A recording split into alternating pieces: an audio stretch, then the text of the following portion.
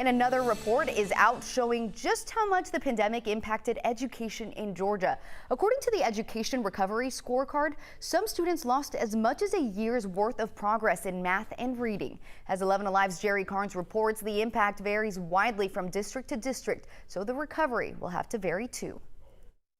Dr. Thomas Kane of Harvard University says the pandemic is like a tornado bearing down on Georgia classrooms. So when a tornado comes through, sometimes it really hits some communities and leaves neighboring communities unaffected. In some areas of the state, remote learning and the stress that came with it pushed students into a backward slide. Kane and others created the Education Recovery Scorecard.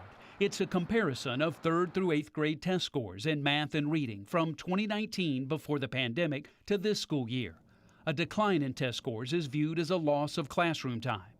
For example, Georgia's average math scores are calculated as a loss of nearly half a school year. Reading scores are viewed as nearly a quarter of a school year lost. The biggest impact appears to be in Sumter County. The report calculates students lost more than a year when it comes to math scores. Compare that to math scores in the city of Decatur, where students gained a quarter of a year despite the pandemic.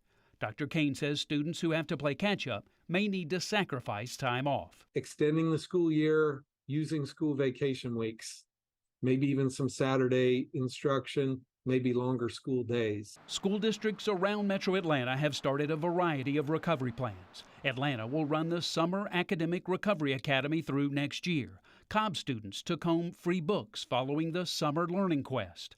A mental health counseling program is now in place for Fulton County students. Dr. Kane says it's unlikely a full recovery will come this year. In some districts, it might not happen next year.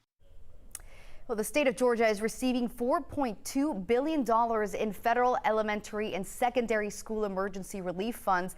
The money is going to a number of places, including $40 million to community organizations that operate after school and summer learning programs.